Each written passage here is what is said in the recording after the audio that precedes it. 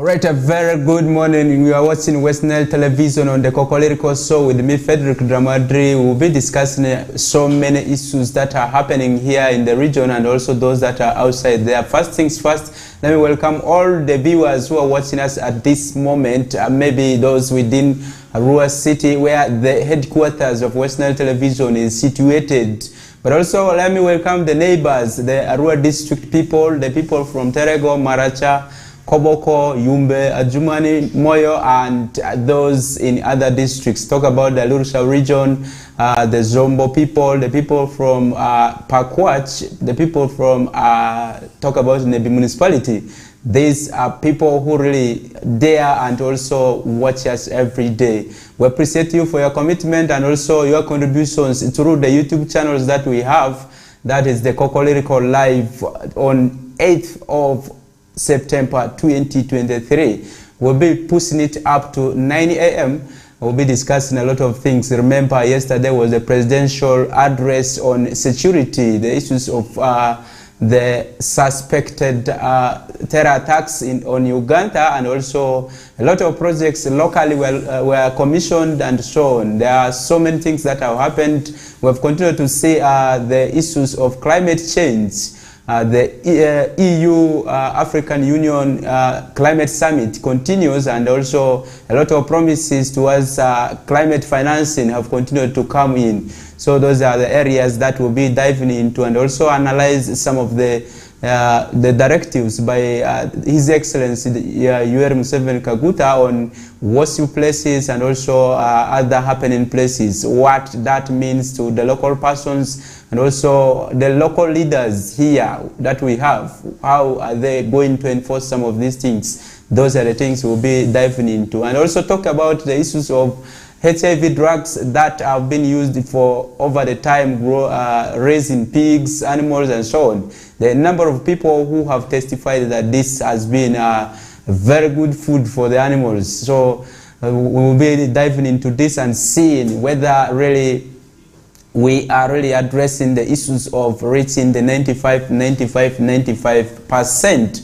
of HIV clients be served in Uganda, and also looking at the issues of whether we are reducing it or we are on the other side increasing the cases, and also those that we have seen, those that we have maybe identified, are we able to reduce the number, and also are we able to do something better about all this? Those are things we'll be breaking in some of these segments to discuss and also bring to you. With me, I have Farish Majid, who is one of the veteran journalists here at Westnile Television, who was the journalist of the month July. So Farish, you're most welcome to the studios of Westnile TV. I'm not a veteran. You know, when you tell somebody a veteran, then the person comes to say a tiny man. So at times the person gets to worry. Anyway, good morning to you, Frederick. All right, good morning to you, our dear viewer. You're most welcome to the KOKOLIRIKO Live show on Westnile Television. All right, that is Farish Majid.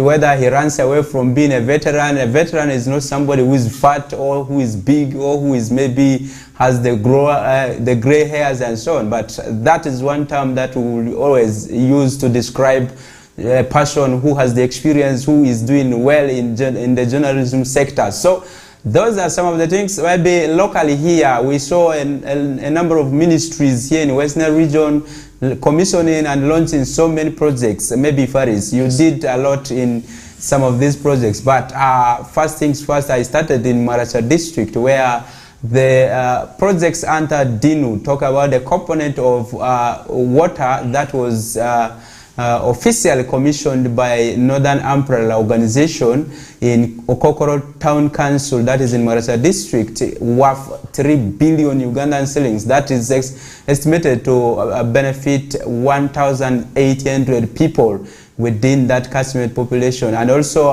there was also commissioning of the recorder. The recorder is a land office or a land registry office that is in districts or sub-counties that we have. So that house was officially launched and commissioned, and also titles of customary land ownership were awarded to a good number of people in Maracha district. But remember, this has been a pilot project in which there are a number of components. Talk about roads, talk about water, talk about the issues of land security, and also markets. These are some of the components under that DINU project, which is funded by EU, and also talk about the capital development, UN Capital Development Fund. That is where the monies are coming from.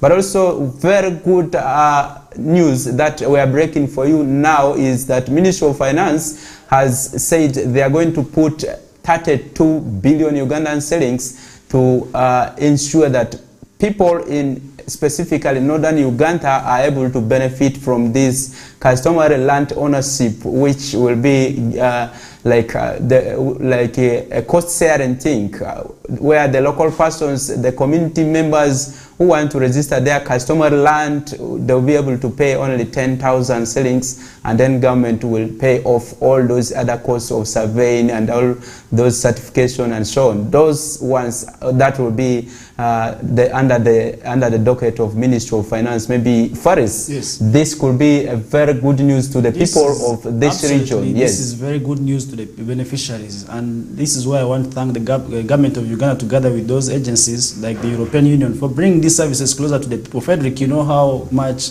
the issues of land registration or like getting land titles have always been in this region. First of all, if you look at surveyors, sometimes they also take a lot of money from these masses. So I think bringing the services closer by setting up that office there, it will yield great fruits to these people who will be able to benefit from them. And this will also solve the issues of land conflicts in one way or the other. So I think because people are going to be knowing their boundaries, and when measuring these lands, there will be justice, because all these people have to sign, all the parties will be involved. So I think this will be able to address some of the issues of land wrangles in this region, and that will be able to also reduce on the number of conflicts and number of lives lost due to land wrangles. Remember what we have always been running stories of people being killed as a result of land wrangles. Recently we ran a story in Zombo, you saw what happened. So I think that this is really going to be able to yield some fruits when it comes to the issues of addressing these land conflicts that have been rampant in this region. And with this, I want to applaud the government of Uganda together with the European Union and the other agencies for bringing these services closer. And yesterday I was in Terego, Frederick, I was in Terego yesterday, and European Union also is impacting a lot when it comes to that side there to address on some of the issues of climate change. They were imploring the farmers to actually adopt agroforestry as a practice to restore the already degraded forest land. So I think this is still very here we still give credit to the European Union. Because, Frederick, the issues of climate change have become a great concern to the whole world, and we are now seeing how the climate is misbehaving. I want to use that word misbehaving because we have seen some of the things that are happening now have not been happening over the years, but now they're happening now. So I think this is where we need to give a credit, we need to give a plus to the European Union and those other agencies that are responsible. So I think it goes back to all of us. These services that are being brought together, being brought closer to us, it's upon us now to utilize them. We should never misuse them. We should put these people in the offices to task. And these people who are going to be addressed with these officers, please do not change. Do not stop there. Right now, we have seen we are asking for only 10,000, but you will find after these people leaving, these officers who are supposed to enforce, somebody will have a tendency of raising this money up at the end of the day, which will also affect the poor masses. You know how people in the other side of the region are very poor, Frederick. You know, this is a region that is still poor, whereby if we tend to extort a lot of money from these people, we really create harm and pain to them. So I think it goes back to these people who will be entrusted with these offices, not to take advantage of the poor masses. Let them be just, let them be fair enough. At the end of the day, we shall be able to, first of all, improve on the livelihoods of the masses, and secondly, we are also going to solve a number of issues that would have resulted from our actions, because if our actions are bad, definitely they're going to affect society. So I think it goes back to society to take use of these projects that have been launched. First of all, the water sources. Water is a necessity. Water is a necessity. It's a basic one that we must have, because without water you cannot survive. We have a saying that without food you can survive, but without water you cannot.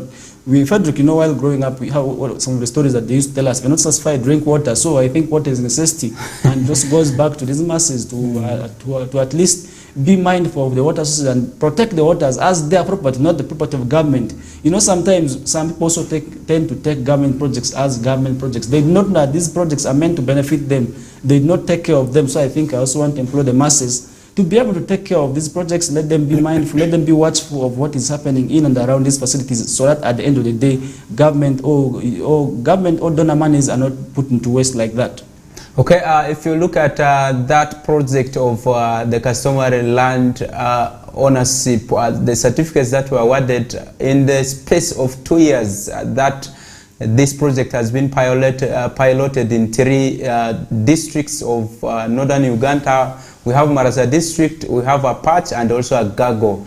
And in this, there are 1,400 people who have already received their certificates. That is one of the things that has been mentioned in this trip. But also talk about the recorders. Each district has 2 of them. The offices of the land registry at in these districts. Each of the districts has 2, but also this were worth 75 million Ugandan shillings each. That means there's a lot of investment that has been put into the issues of land security, and also now it is us people who can harmonize some of these issues, the issues of borders, the issues of family conflicts over land and so on.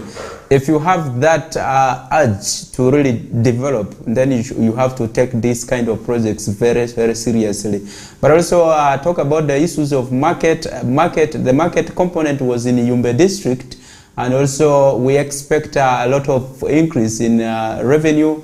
That is what government really wants to get from that. But also these certificates, the 10,000 that are collected, these are revenue to the local governments. So in that 1,400 certificates that we are given, then there are a number of monies that our government has received. That means it is worth 14 million in space of 2 years, and we expect the project to end by 2025. So far there's a lot that we can do within this area, this space of time, in order to really cope up with what we can do. We can actually benefit from these projects now. We have a tendency, Frederick, one thing I've realized about most local governments is that at times we tend to go for these things at the end, yet we could actually put these things to use when there's still time. So I think if we are to be able to benefit from these projects now, we should not wait for that time that it is coming to an end. Frederick, now you see there's usually a lot of panic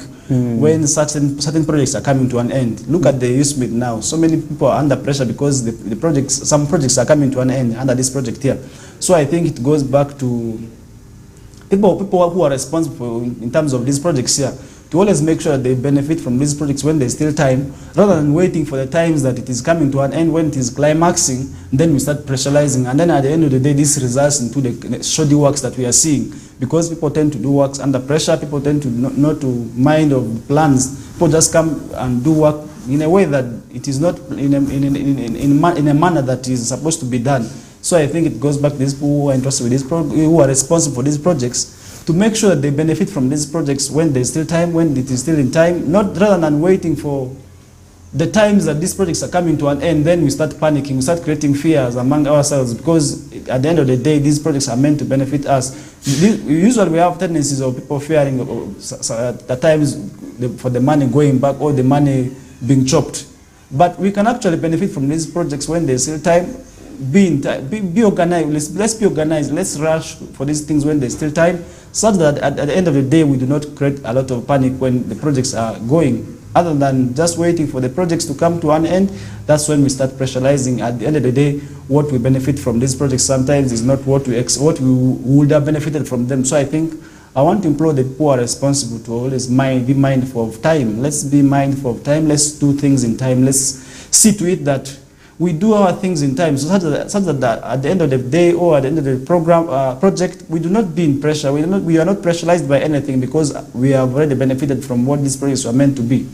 Okay, so that is one thing we need to take a leaf from, and also understand the dynamics of development right now, because there's a lot that we need to do as people, the local persons who are the beneficiaries, because if we don't change the attitude of saying, I know my land, I know my borders, and so on and so on, these are the things that will really drive us down. If you look at a number of articles and also things that have been written about Uganda, Uganda has a lot of land, 100%, but 80% of this land is untitled. But majority of the 80% of this land that is in Uganda, you realize that it is found in rural settings. But these are people who have access to land, freely access to land. They have all the land rights to claim their land, but they don't have any legal document to say that we have this land and so on. There are a number of organizations that have come up to really also do a certification of land, encouraging people to go and do this. But we have continued to see that the conflicts over land have continued to rise because of the attitude of people not embracing these kind of opportunities, but also looking at how ready are people really in terms of mindset, in terms of maybe those who know how they are able to mobilize those who are not known, those who have not known. So those are the things we need to really move down to the people, to the grassroots, and to mobilize them to take up the opportunities of titling or registering their land, either using the customary land system, either using freehold, and all those others that people feel they can easily use them for better developments. Maybe this is what I think. Sometimes people do not know what exactly to do when it comes to the issues of wanting to register their land. Frederick, I can tell in this era or this generation of today, so many people know about their land titles, so many people know about the issues of survey, but at times they are limited due to a number of factors. Frederick, I can confirm to you. One, sometimes they do not know what exactly to do when it comes to the issues of wanting to register or get the titles for their land. Sometimes they do not know what exactly to do. Secondly, sometimes it is because of the money that these people charge. You know how much they will charge you for land titles, and most of the people cannot afford to pay these monies. In most cases, people ask for more than millions. So somebody looks at these millions and says, where am I going to get this money from to register this land? And if we are to be able to bring these services closer and sensitize the masses about the need to get their lands registered, we will be able to really see a number of people embarking or embracing this practice. But the issue is, first of all, the land officers are not explaining to these masses what exactly to do. Land officers are sitting in the offices, they're not going to these masses, they're not going to the public. How many programs have you had of the land officers, district land officers, sensitizing the masses? How often do you see them sensitizing the masses? Actually, you are reminding me of one statement made by one of the ministers that the community development officers didn't have to really remain in the offices, because what kind of community are they developing in those offices? He mentioned a lot of things, and he went ahead to say that many young children, many young people are looking at killing their fathers, their elders, talk about their grand musees and so on, but the musees have not died. Majority of them, when they have grown old, they continue to glitter. That means God is blessing them because they have left better things behind them, or they have raised the children in a good way. But because people want cheap things, people want to sell land for motorcycles, for buying land, maybe for marrying, and also sometimes even burying their dear ones. Frederick, you see this. Somebody has died, you want to sell land to bury this dead person. That is Frederick, are you not losing maybe at one point? Yes. We are having so many land conflicts among families today in this region. Is that, first of all, our land is communal owned. It is family owned, and our families are broad. Your uncle's son is your brother. Your auntie's sister, your auntie's son or daughter is your sister. So at the end of the day, we live together. And now where issues come is that you talked about the issue of people wanting to sell these things for their own personal gains, and to which some families may not be able to agree. And this is where the wrangles may come in. You talked about the issue of people selling land for their different reasons. First of all, somebody will want to sell land just because he or she wants to buy something. You talked about motorcycle. This is quite common in my village. This is quite common in my village. This is not a lie. I know it happening. People sell these things for their different reasons. Somebody will want to sell land just because he or she wants to buy a motorcycle. Secondly, he or she wants to marry, and this is quite common with the youth. Even sometimes smartphones. So, smartphones, people are selling these lands. Somebody sells land at 300,000. This is happening in my village.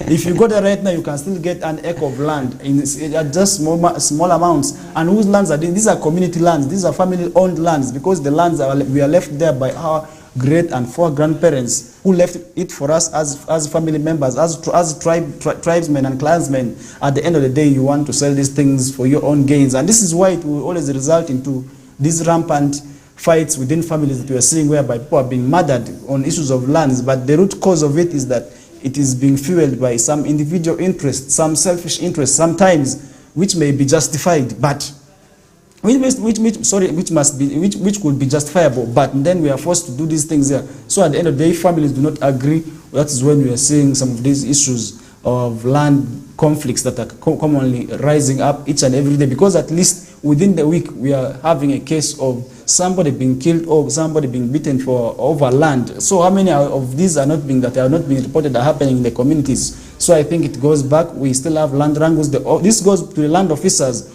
who are sitting in the offices. Please come out to the public and explain to these masses what exactly to do when it comes to the issues of averting these land wrangles and conflicts that are currently on the rise in this region. What do you do, and how can you do this? Go out, have community barazas, have talk shows on the various media outlets. Tell the masses of what exactly to do, because some of these people out there, they do not know what really to do. Frederick, I can tell you, they do not know what to do. Most people are still adamant, they are still ignorant when it comes to the issues of having their lands registered. You know, some people sometimes think that issue only stops on surveying the land. Sometimes that is what they hurry for, and that is why I'm seeing this becoming quite common. Even within the city here, somebody tells you, I want to survey my land. Does it stop there? Have you got land titles for it? These are things that we need to come out as officers to explain to these masses of what exactly to do. Because but of course also the cost attached is to be clearly then indicated. The cost needs to be clearly indicated, such that somebody who will be able to be in need of these services knows the kind of or the nature of or the amount of money he or she is supposed to pay when it comes to these issues of addressing. And this sector, by the way, is not very much regulated. Talking about the issues of the sector of land, these officers, that sector is also not being regulated. This is why we need to come up and explain. We need to tell the masses what exactly to do. And this is a responsibility of the land officers together with the other relevant authorities at the district level. The politicians, you need to come out and tell these masses what exactly to do, because at the end of the day, these land conflicts will cost you. People will always know such a bad thing is happening in your district. Yet you are busy in the office, but you left your duties only for the land officers who are also occupied by other things. So I think we need to come up on board and clearly explain to these people what exactly to do and the amount of money they are supposed to pay when they need these services, such that at the end of the day, we avoid these rampant land wrangles that are leading to so many lives being lost. So I think we need to come out. We need to explain. Recently, we had so many grassroots houses. By the way, this is something that is quite common. We need to come out on board and clearly explain to these masses what exactly to do, such that at the end of the day, Frederick, we shall be able to see a reduction, and maybe also perhaps go away with the issues of land conflicts, because somebody will now be able to know where his border stops, and we shall be able to also avoid conflicts within families, because sometimes these conflicts are between two families, such that at the end of the day we'll be able to also avoid these issues, because somebody will now know where his or her border stops. Okay, if you look at that customary land certificate, it has unique features that could not easily be maybe cropped by someone who is there maybe venturing into the art industry to create these forged documents. So we are assured that those security features cannot be duplicated. That is one factor that we have. Also, the paper that has been used for producing these things, they cannot easily be teared. So that is one thing. That is one thing that we can really appreciate government for that intervention. But also look at the kind of surveying that has been done on some of the lands. We were notified that those remain permanent, and also even if somebody goes and removes the pegs, the stones and so on that have been fixed, there's no problem. Those have been already put on the internet. It is easier for government through the global systems to come and rectify where these mark stones were fixed and also where somebody's border is. Let's take a break. When we come back, we'll be able to dive into other stories, but also why we took deliberate effort to talk about the issues of land specifically is because of the magnitude of the issues that are attributed to land, and also talk about the insecurity that has been brought by a lot of the issues that we want to do on land. Let's take a break. When we come back.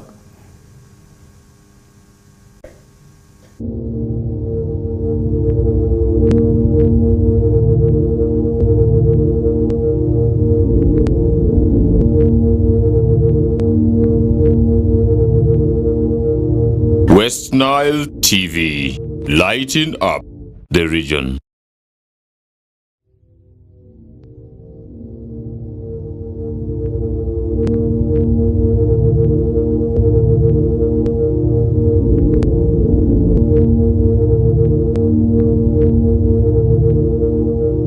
Westnile TV, lighting up the region.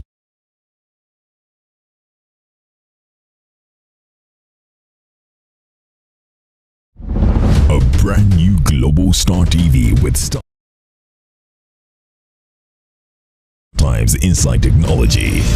New TV innovation with an inbuilt decoder that connects you to both StarTimes antenna and satellite signal. With StarTimes Inside Global Star TV, you can enjoy over 300 local and international channels, 1 month StarTimes highest bouquet for free, automatic system update, more benefits, more affordable. StarTimes Inside Global Star TV is available in all StarTimes branches and dealers.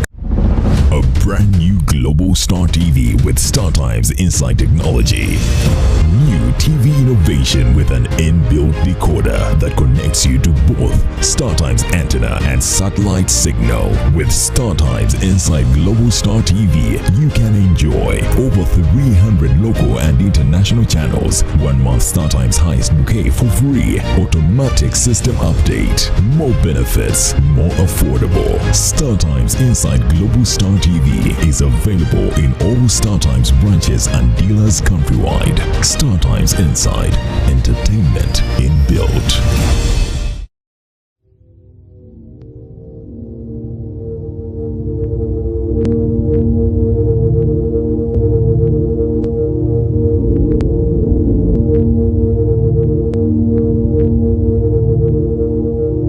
Westnile TV, lighting up the region.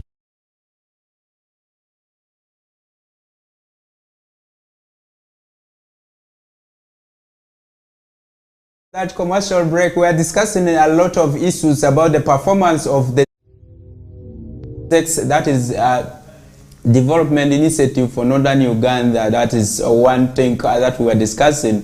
Remember, under this project, there are so many development aspects that have been ventured in to talk about health, talk about education, talk about social issues, specifically looking at the issues of markets, the issues of water, sanitation and hygiene, and also the issues of land rights. That is where we are coming from. But also let's move away from that and look at some of the key issues that really top the list of what the presidential address last night were able to bring to the communities.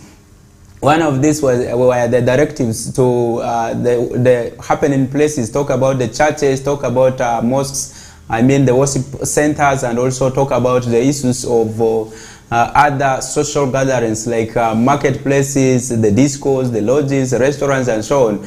All those are places where people are able to gather.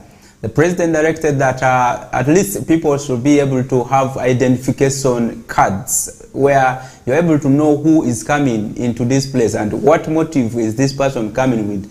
Is this a familiar face, or this is someone who has come like the person that you don't know, and so on. Those are things that were featuring prominently in that discussion. But also he said people should not panic about the issues of the security threats, the insecurity threats that are coming up but also looking at the issues of the bomb, the metals that were discovered to be explosives, and also that were like security threatening. What people should take about this, but also how steady the country is in order in detecting this, and also looking at that. And he clearly said that most of these are just the tail ends of the M23 rebels that are in DRC, that are just trying to divert the attention of the UPDF, who has been instrumental in fighting the ADF rebels in and also the M23 in DRC. So those were some of the highlights of what has transpired in the presidential address that was yesterday at night from 8 p.m. So Faris, yes, talk about the worship places, talk about the markets, and also the other places, talk about the disco places, and also the restaurants, lodges, and so on. These are places that really attract so many people, and people whom could not easily be traced. What can these leaders or the management of these kind of places do in order to really comply with that, and also ensure that there is no security challenge in such places in order to protect the lives and property of the people? Frederick, these issues of slow centers having a number of people is one thing that we cannot fight and address by just saying that people should come with IDs. What about these people who do not have the IDs?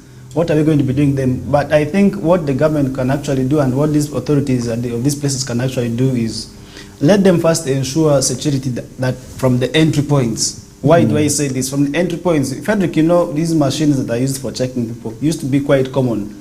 More so these, how do you call them? The metallic, these things that the metal detectors. The metal detectors that these people use at the banks.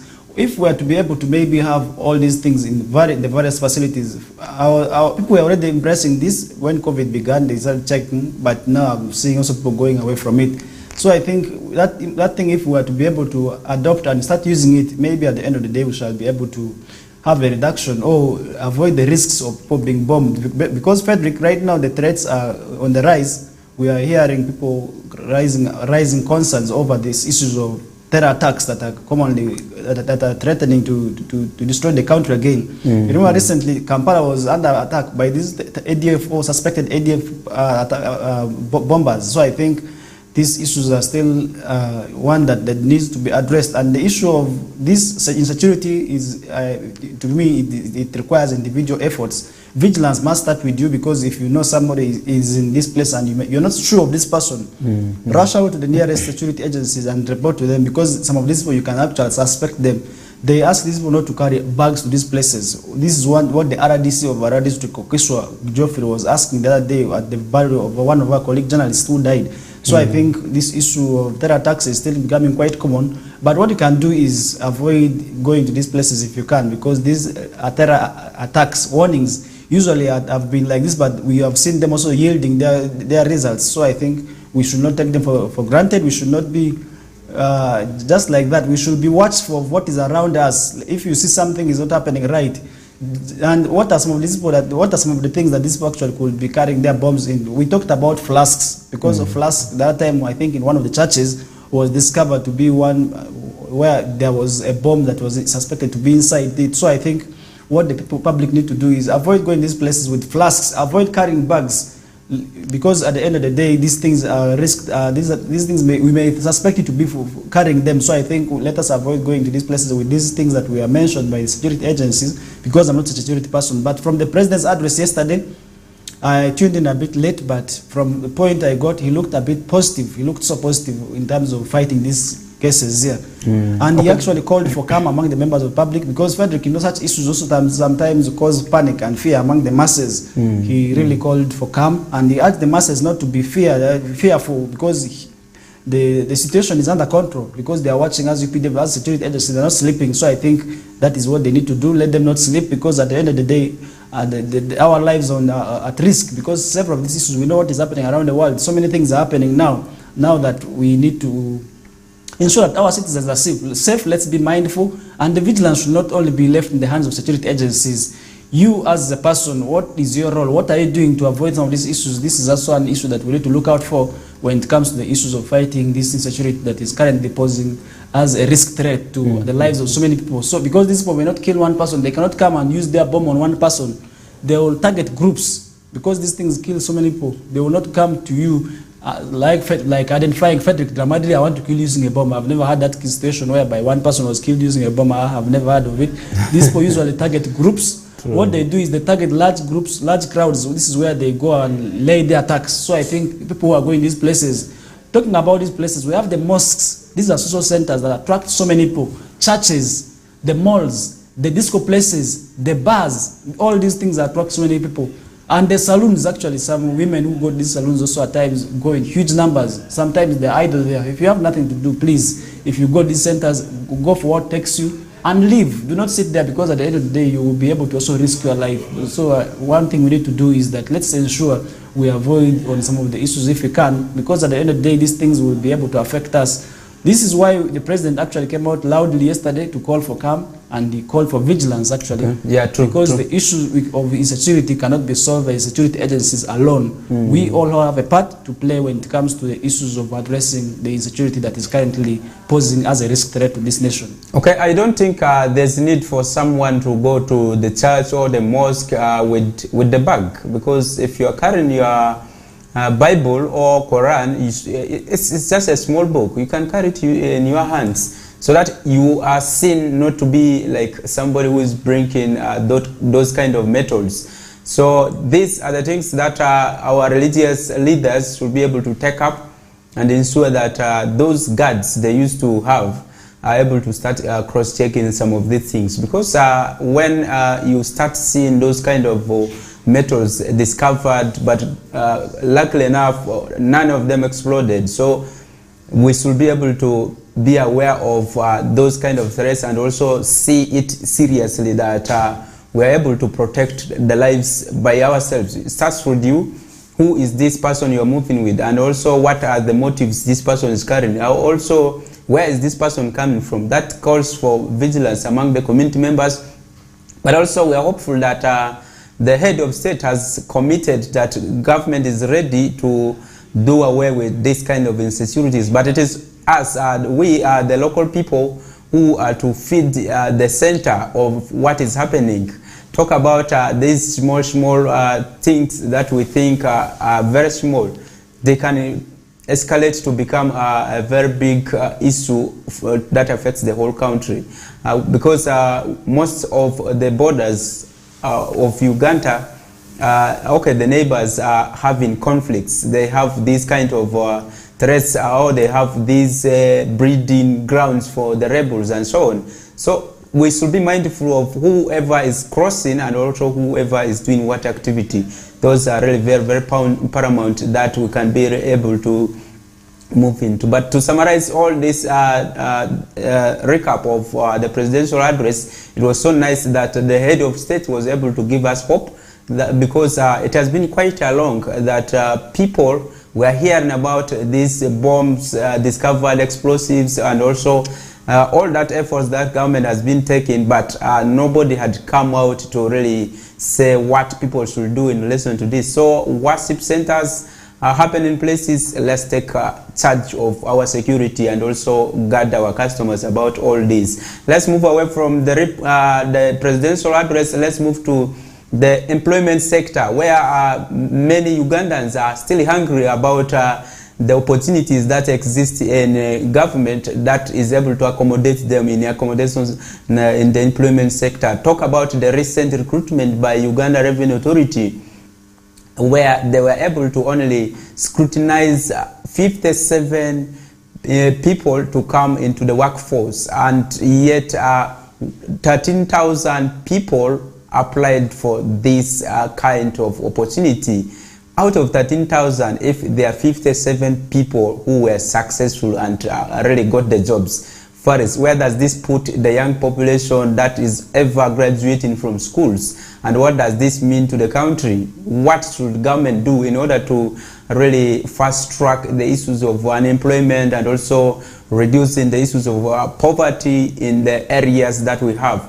When a population is not employed, but it is a land population, you have those conflicts that come, because many think they are allies, many think they are literate, and they have all that it takes to do what it can do.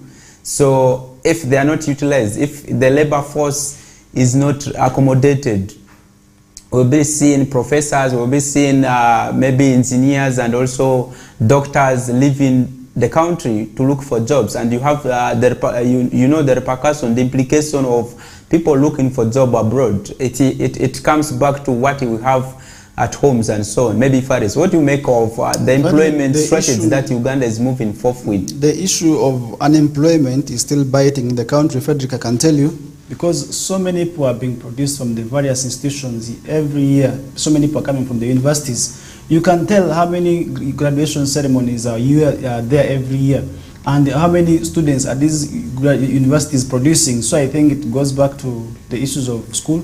And this is where we have had challenges where the government actually came out to encourage the masses. The government actually is encouraging the masses through skilling the masses to avoid these issues of unemployment, because some of these people cannot be, Frederick, if I talk about the formal sector, it cannot accommodate all these people. Yes, the government jobs cannot accommodate all these people because the government projects are very few and they cannot really accommodate the huge population of the people who are still there. And some of these offices still have the people who are hungry for them, and they're not ready to leave the jobs, they're not ready to leave the offices. These elders who are in the offices, who are at times past the age also of also leaving the office, but they are still hungry, they still want to serve. This is maybe due to the hard economy of this country, but sometimes they do not want to leave the offices for the young people who are coming out from these various institutions. And then secondly, the issues of unemployment sometimes also creates doubts among the people. Because, Frederick, now people have applied more than 1,000, but you're only picking 13,000, yes. 13,000 people have applied, and you're now picking 57. What about those others that you left out? And what criteria did you use maybe to select? Did you select the best out of these people? So I think it goes back to the issues of doubts among the employers also sometimes that have been generated from the public. This is where the issue is really coming. So I think it. By the way, if you look at that statistics, 13,000 people who applied, it is 13,000 something. I cannot remember the last figures. But if you look at out of the 13,000, there were 1,000 people who were shortlisted. But those who got the jobs were 57. So what does this mean? And how was this, those who were shortlisted, how were they scrutinized in order to come up with the 57? That is where we always have doubts when it comes to the employment sector. So I think that is where the government is coming up with policies on, and so many initiatives of encouraging the masses to actually create their own jobs. This is where the issue is coming from. We need to create our own jobs. We cannot wait for these jobs. Does it mean that if the government jobs are not there now, should we sit? I don't know. I think no, definitely. We need to go out and do other things. We need to venture into other activities. That is why, Frederick, we are seeing nowadays, it's becoming quite common. You talked about doctors leaving for other countries. But then now we have seen people from other professions venturing into maybe other people's professions also, yes, leaving their professions because they have failed to be employed in that sector, and then they have to venture into other activities, so that at the end of the day they need to get something to earn, which is not bad because we need to actually have that money. The ultimate goal is to have something that you will be able to earn from. But so don't you think that affects the output, the quality of works we do in this country? Because definitely, because like ideal, if I maybe got my profession in the doctorate, and I come back and start doing farming, will I do it better? Definitely it will affect, because you're not a professional in that field. You do not understand. You might have a basic understanding, but then first of all, to deter the quality of thing that you will be able to do. First of all, this is where the issue is coming from. You will not do the thing like somebody who could have been a professional, and somebody who ventured, who mastered that art in that field. You cannot be compared to that person, because what you're doing is the basic. What you're giving out is the basic, not in-depth, because other than somebody who will be able to do that work will be able to give an in-depth of what is happening. So I think this is where the issue is coming, but we cannot blame them, we cannot underscore them. What they're doing is right. We cannot say that they should stop doing it, because the ultimate goal, Frederick, like I told you,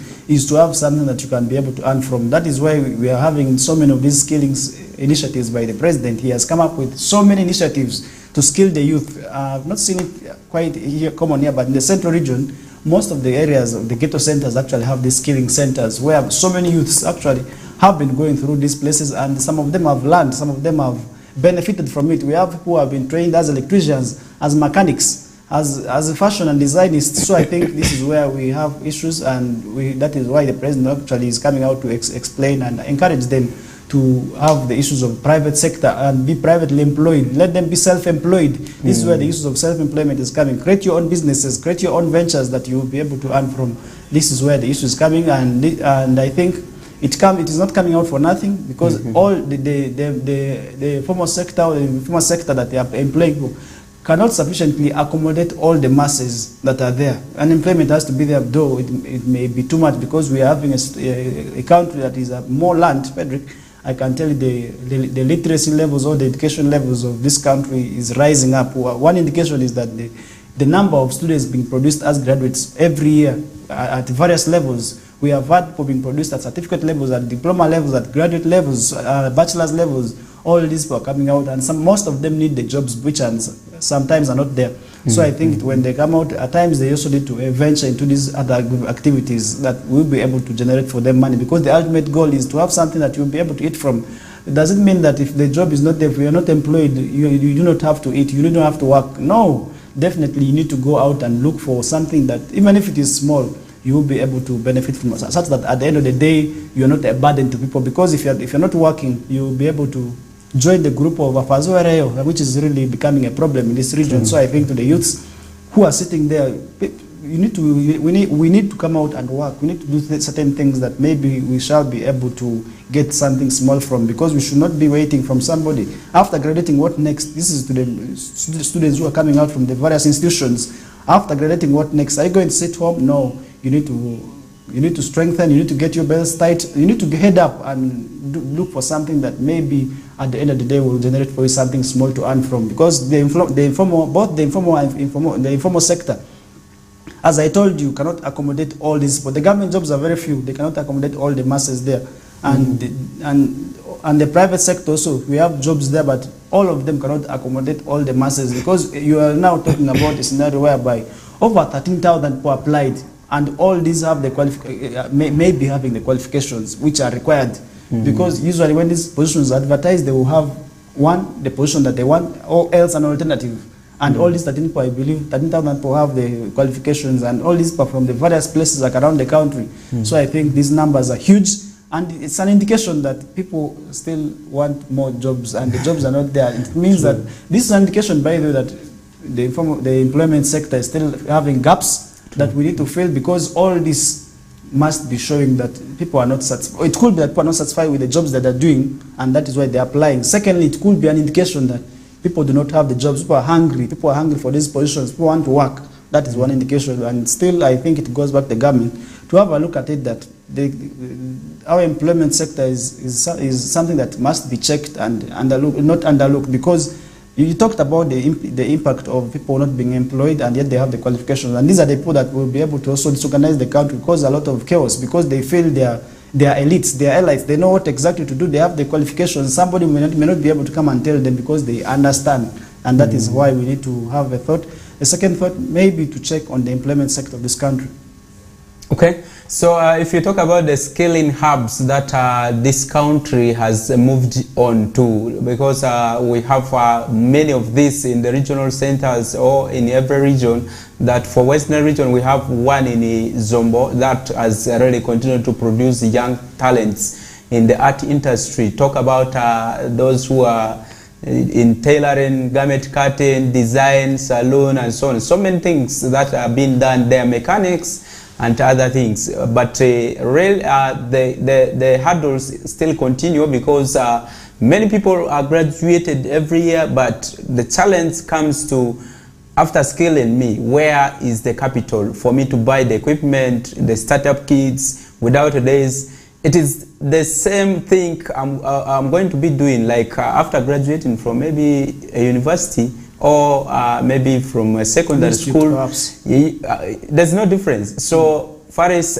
this really needed to be fixed, much as we have the skilling hubs for the informal sector, there is still need to really improve that area in terms of really giving startup kits for those who have graduated, for them to really definitely go out and start doing their own work instead of really waiting for everything from government, but also looking at a lot of things around the people who have graduated. Many times when people graduate, they tend to look at where should they go next, and also what is after this. We have seen so many events, graduation ceremonies maybe done at even family level, but when these people are brought back, maybe when they have shown their bachelor's degrees, the certificates that they have, things become very worrying when there's no way we can accommodate them at any point.